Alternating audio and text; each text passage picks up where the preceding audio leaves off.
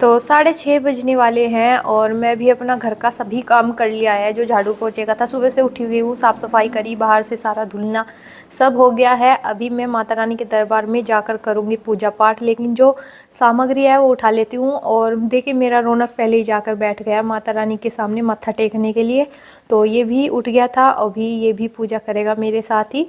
तो चलिए फिर माता रानी का लेकर नाम करते हैं अपने इसी ब्लॉग की शुरुआत।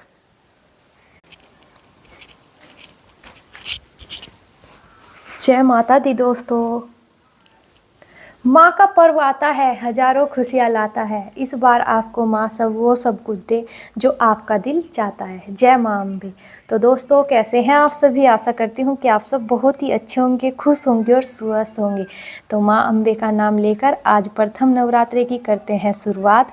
और आप सभी को सबसे पहले शैलपुत्री माता के प्रथम नवरात्रि की बहुत बहुत शुभकामनाएं। तो दोस्तों अभी मैं करूँगी पूजा, लेकिन उससे पहले मुझे सामग्री लेके आई हूँ मैं, जैसे कि कलश स्थापना भी करनी है, जो भी जवारे भी बोने हैं, तो सभी सामान अपने पास लाकर रख लिया है। और अभी सबसे पहले कलश स्थापना कर लेते हैं, फिर उसके बाद करेंगे पूजा पाठ। तो कलश स्थापना करने के लिए मैंने 2 लोटे ले लिए हैं और चावल भी ले लिए हैं। कहते हैं कि चावल सबसे पहले नीचे बिछा लेने चाहिए, अगर फूल हो तो फूल रख लो, अगर चावल हो तो चावल रख लो। तो मैंने चावल के दाने नीचे डाल लिए हैं। अभी दोनों कलश को उठा लिया है मैंने हाथ में और चावल के ऊपर विराजमान कर दिया है। तो ऐसे खाली नहीं रखना चाहिए, कुछ ना कुछ हमें नीचे डाल लेना चाहिए, या फूल या फिर चावल के दाने। तो बस चावल थे मेरे पास, चावल के दाने मैंने कलश के नीचे स्थापित कर दिए थे। उसके बाद ही दोनों कलश मैंने ऊपर की साइड में रखे हैं। और अभी थोड़े थोड़े चावल के दाने मैंने कलश में भी डाल दिए हैं।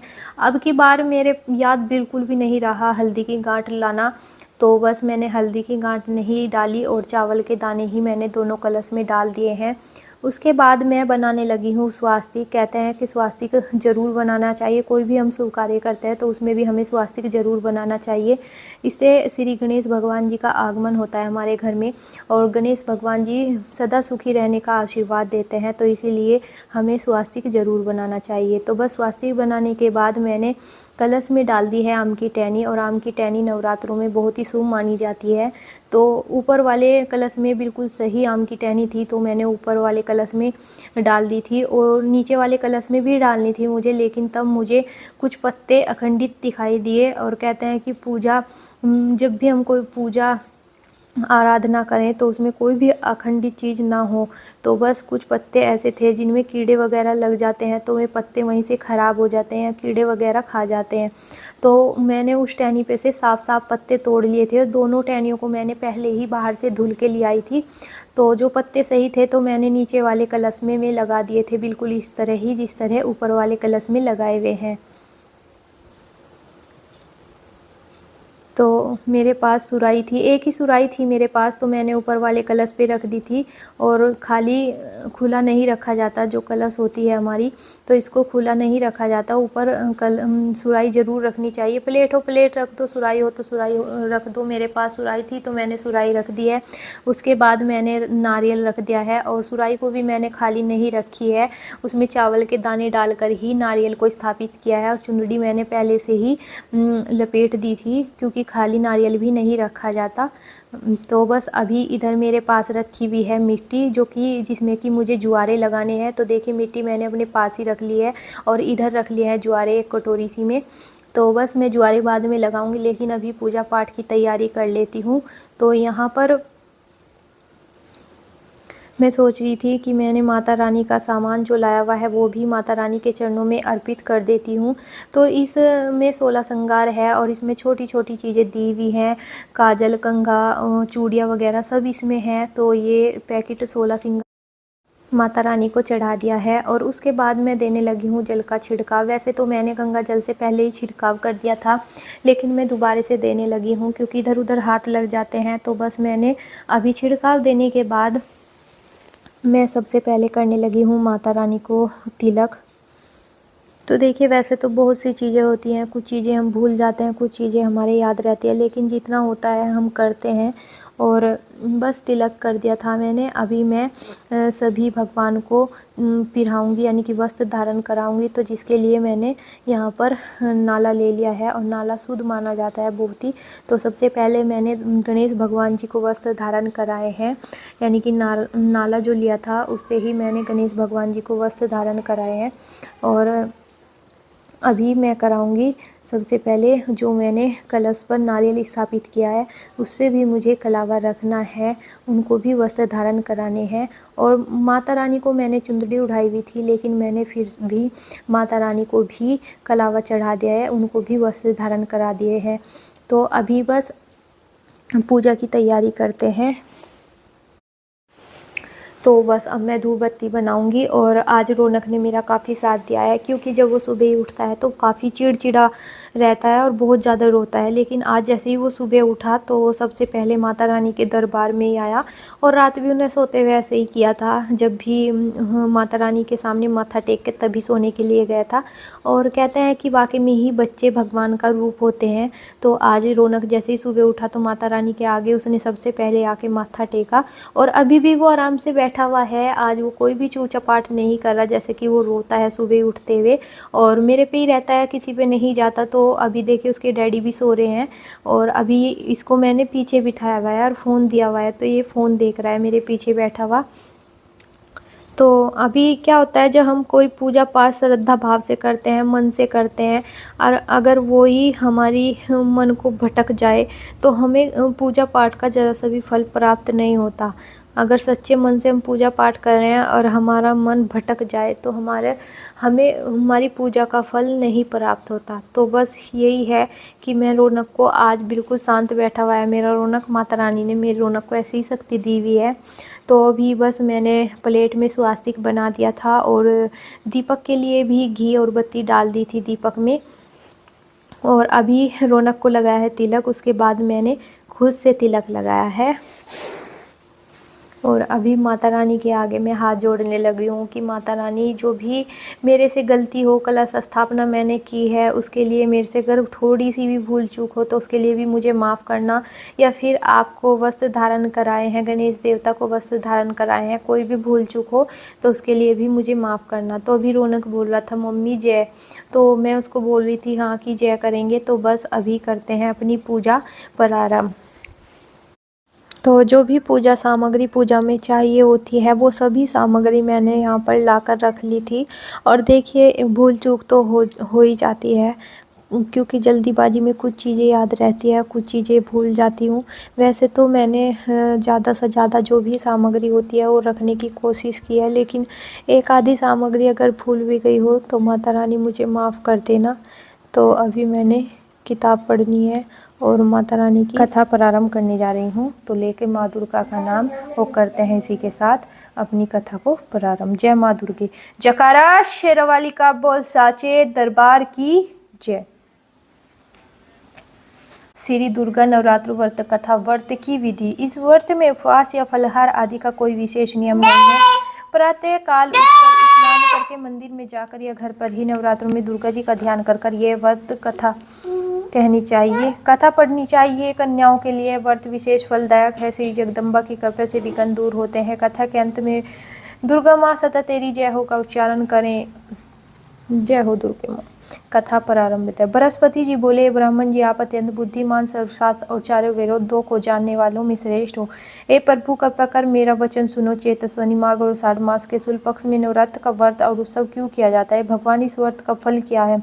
किस प्रकार करना उचित है और पहले इस व्रत को किसने किया, सो विस्तार से कहो। बृहस्पति जी का ऐसा वचन सुनकर ब्राह्मण जी कहने लगे कि बृहस्पति, प्राणियों का हित करने की इच्छा से तुमने बहुत ही अच्छा प्रश्न किया। जो मनुष्य मनोरथ पूर्ण करने वाले दुर्गा माँ देवी, सूर्य और नारायण का ध्यान करते हैं वे मनुष्य धन्य है। ये नवरात्र व्रत का संपूर्ण कामनाओं को पूर्ण करने वाला।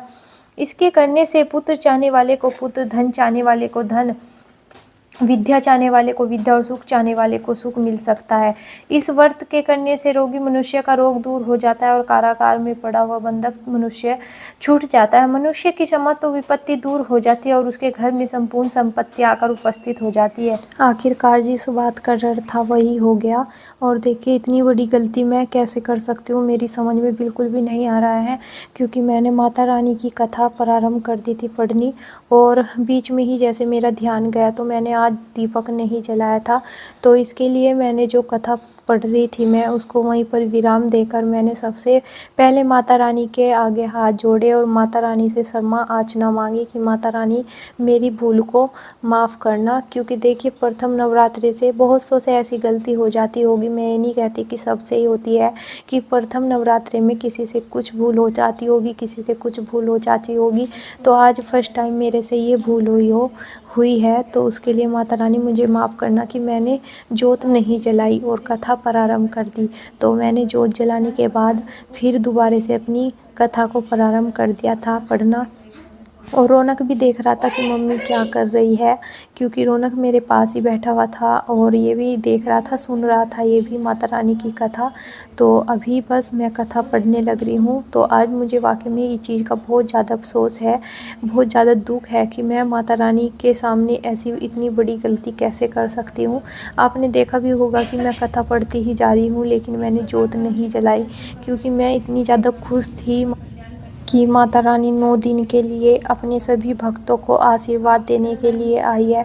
बहुत ही ज़्यादा खुशी थी मुझे, लेकिन इसी खुशी के बीच मैंने ये सब कर दिया, यानी कि माता रानी के सामने ही जोत नहीं जलाई। तो बस अभी चलिए भूल चूक तो माफ़ होती रहती है, माता रानी अपने बच्चे समझकर माफ़ कर देती है। और अभी मैं लग गई थी फिर दोबारा से अपना कथा पढ़ने के लिए, क्योंकि पूरी किताब को पढ़ना होता है।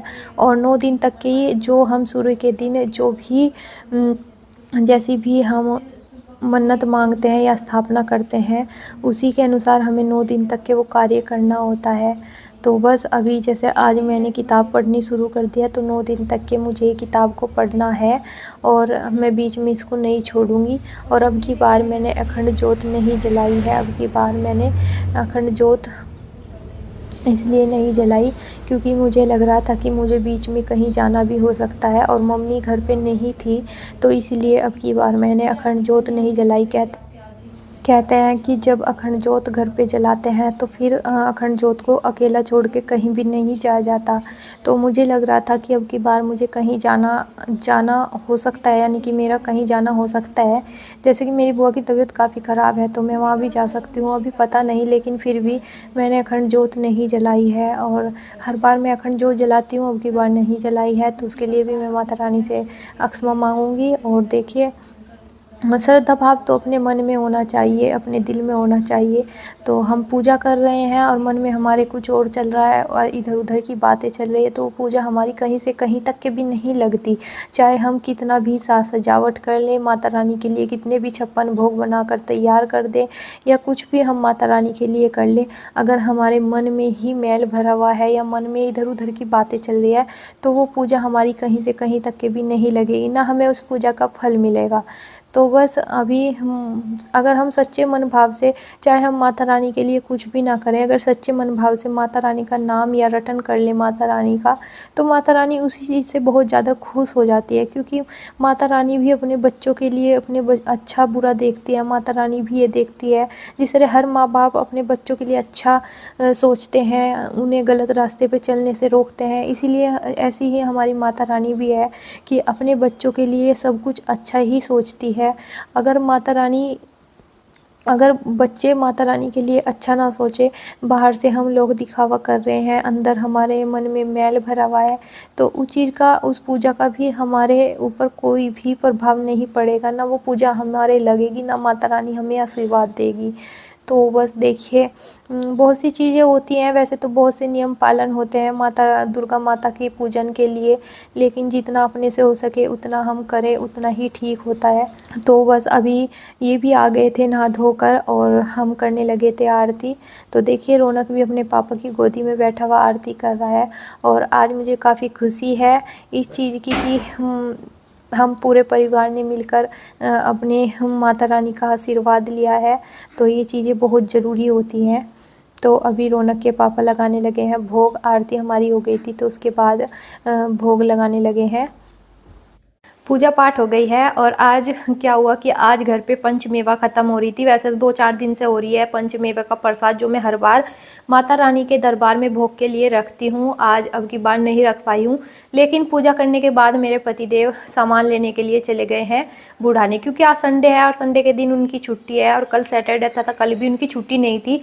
तो आज वो सामान लेके आएंगे और दूसरे नवरात्रे में जो सामान की मुझे यहाँ पर कमी लग रही है वो कल दूसरे नवरात्रे में मैं यहाँ पर स्थापित कर दूंगी और पंचमेवा भी भोग के लिए रख दूंगी। तो अभी कर लेते हैं घर का काम। और देखिए माता रानी का दरबार कितना प्यारा और कितना सुंदर लग रहा है, जिसपे कि मुझे एक भजन भी याद आ रहा है। प्यारा सजा है तेरा द्वार भवानी, प्यारा सजा है तेरा द्वार भवानी, भक्तों की लगी है कतार भवानी, बोलो जय माता दी। तो इधर कुछ कपड़े पड़े मेरे कल के प्रेस के, तो इन पे मैंने धुल तो दिए थे लेकिन इन पर प्रेस नहीं कर पाई थी। मम्मी भी नहीं है अभी, मम्मी क्या होती है तो रौनक को रख लेती है, तो कपड़ों पे भी प्रेस कर देती हूँ। लेकिन अभी रौनक जैसा छोटा भी है और परेशान करता है बहुत ज़्यादा, और मैं बारिश को भेजती नहीं हूँ मम्मी के पीछे, तो उसी के चक्कर में ये कपड़े पड़े हुए हैं। और अभी इनकी तह बनाने लग रही थी, ये रखे कुछ कपड़ों की तह बना दी, कुछ की रह रही है, कुछ कपड़ों पे प्रेस करूँगी। घर का जो काम है वो कर लेती हूँ। वैसे तो सुबह ही उठ गई थी, झाड़ू पोछा भी लगा दिया था, लेकिन दोबारा से अभी साफ़ सफाई दोबारा से करूँगी, क्योंकि इस वाले रूम की नहीं हुई थी। ये रूम में रौनक और रौनक के पापा लेटे हुए थे, तो इस वाले रूम की नहीं करी थी, तो अभी दोबारा से झाड़ पूछ कर लेते हैं। और चाय पी थी पूजा करने के बाद, तो कुछ बर्तन भी हैं। आज ज़्यादा बर्तन तो नहीं हैं, लेकिन थोड़े बहुत जो भी बर्तन हैं इनको भी साफ़ करूँगी और रसोई की क्लीनिंग करूँगी दोबारा से। और कुछ जवारे मैंने इस डिब्बे में लगाए हैं, कुछ जवारे तो मैंने माता रानी के दरबार में लगा दिए हैं, कुछ जवारे मैंने इस डब्बे में बोए हैं, क्योंकि बहुत सी बार क्या होता है एक जगह हो जाते हैं, एक जगह नहीं उग पाते, तो इस वजह से मैंने थोड़े से, मिट्टी भी बची हुई थी और जो ये भी रखे हुए थे मेरे पास, तो मैंने ये बाहर की साइड में डिब्बे में लगा दिए हैं। अगर बाहर रखूँगी तो कंटो खा जाएगी ये सारे, तो इसलिए मैंने अंदर ही रखे हुए हैं। तो अभी बस कपड़ों की तह वगैरह मैंने बना दिया, जो कपड़े प्रेस के थे वो प्रेस के छोड़ दिए हैं, वो बाद में करूँगी जब घर का थोड़ा सा भी जो काम है इसको कर लेती हूँ, उसके बाद प्रेस करूँगी। अभी बिछा लेती हूँ चद्दर। तो मैं लगा रही थी झाड़ू, और झाड़ू मैंने बीच में ही रोक दी, क्योंकि सुबह से जब से मैं उठी 4 साढ़े 4 बज रहे थे, जब से ही बहुत तेज़ हवा चल रही, तो झाड़ू लगाने का कोई फ़ायदा नहीं है, क्योंकि सारा कूड़ा अंदर की साइड में जा रहा। तो अब बाल्टी में पानी भर के बस मैं यहाँ से धुल दूँगी। गैलरी रह रही धुलने भी ना, पोछा वगैरह तो मैंने सारे में लगा दिया है। तो नीम के पत्ते आ रहे छोटे छोटे, और धूल मिट्टी भी बहुत ज़्यादा आ रही, तो अभी बस धुल देती हूँ। और इधर रौनक ने अपना सामान फैलाया हुआ है, इसको भी समेट देती हूँ। रो रहे क्यों आप हैं, आ जाओ। तो अभी काम वगैरह तो मेरा सारा हो गया है, रौनक को सुलाऊंगी, इसका सोने का भी टाइम हो गया है, और उसके बाद करूंगी बालों में कंघी, क्योंकि सुबह से सर धुला था तब से मैंने कंघी नहीं की। तो जी चलिए आज के लिए इतना ही। आप सभी के साथ हमने अपने प्रथम नवरात्रि की पूजा शेयर की है। अगर अच्छी लगी तो कमेंट में बताइएगा ज़रूर। आप सभी को मिलते हैं दूसरे नवरात्रि के साथ, तब तक के लिए आप सभी को बाय बाय, राधे राधे, खुश रहें, स्वस्थ रहें, और माता रानी का आशीर्वाद हमेशा आप पर बना रहे। बाय करो, बाय करो, बाय।